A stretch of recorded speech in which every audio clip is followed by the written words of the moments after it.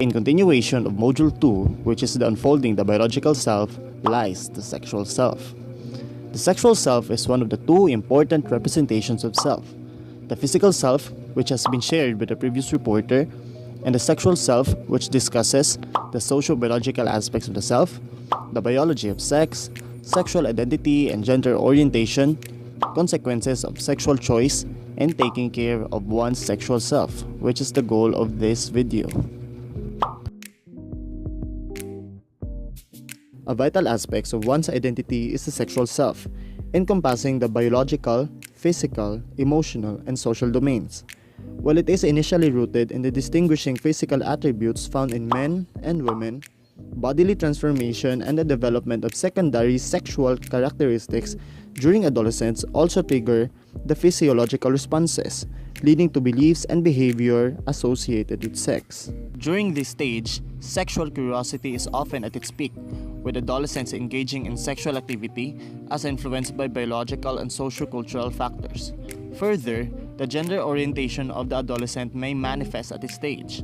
Thus, it is important for a person to be aware of his or her sexuality, thoughts, and behavior in order to make responsible choices concerning one's sexual self. Sex is the classification of people as male or female. Biologically, it refers to the anatomy of an individual's reproductive system and the secondary sex characteristics. At birth, the sexual genital, which is this for males and that for females, is a biological feature considered as a label that distinguishes the two categories.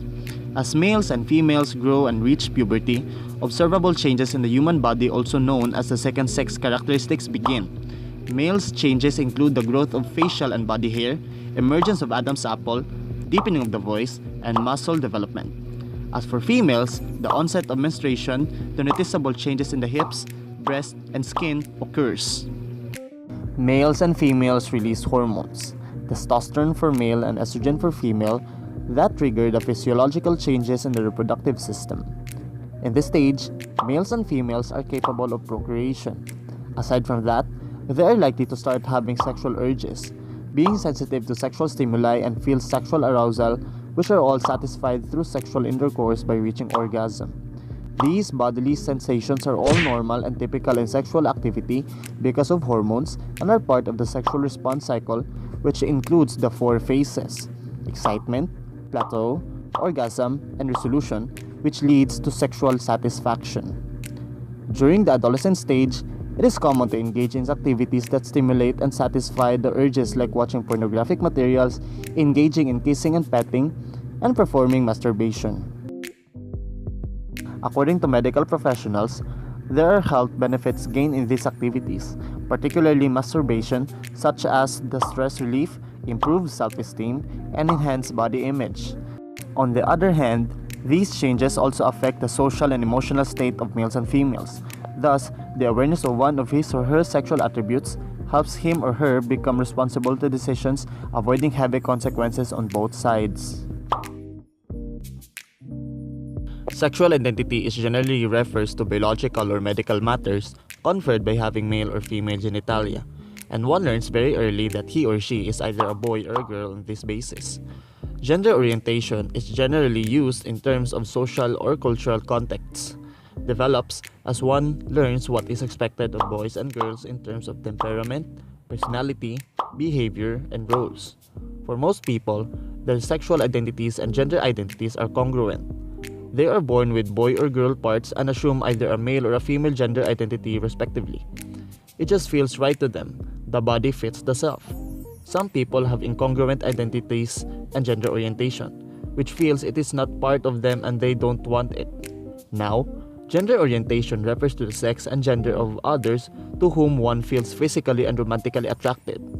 These two we can categorize into heterosexual, homosexual, and bisexual. Alfred Kinsey, pioneer of the scientific study of sexual behavior in human beings, proposed that most people could be considered bisexual to some degree. However, they identify as heterosexual, because they are not taught to recognize or acknowledge their same-sex attractions because society values heterosexuality and frowns upon homosexuality. Sexual identity and gender orientation are independent characteristics and develop at different times. Sexual intercourse, also known as copulation, is the reproductive act in which the male organ enters the female's reproductive tract. Careless and impulsive sexual intercourse can cause consequences, which is the inevitable pregnancy and transmission of sexually related diseases. Many women have experienced the panic of a late menstrual cycle. The time of the month that signifies a child-free life is delayed by hormones, the environment, or unintended pregnancy. Unintended pregnancies arise from vaginal sex with a man who ejaculates sperm.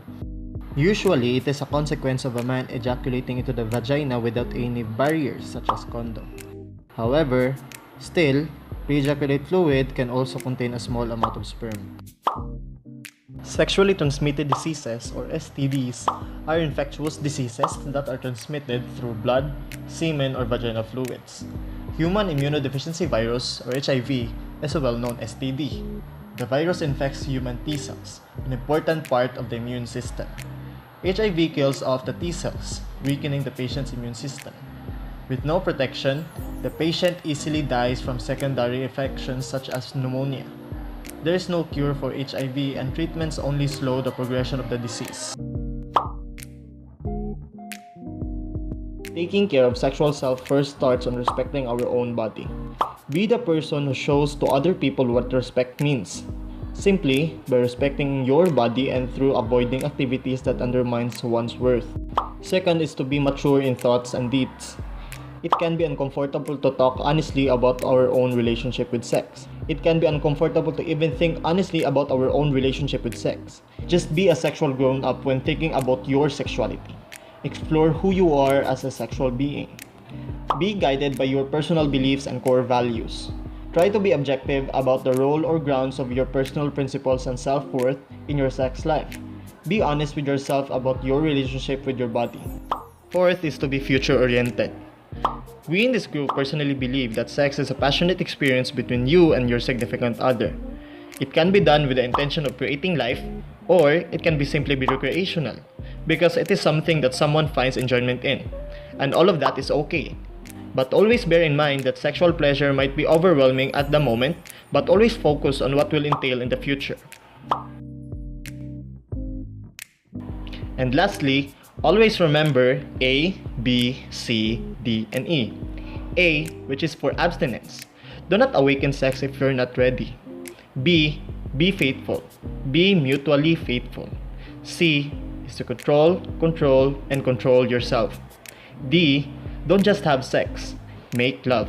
And lastly, which is E, educate yourself, your sex partner, and don't forget to enjoy. So that's all for this video. We in Group 2 do hope you've learned a lot about the sexual self and apply it to yourselves for the betterment of each and everyone. Thank you and God bless.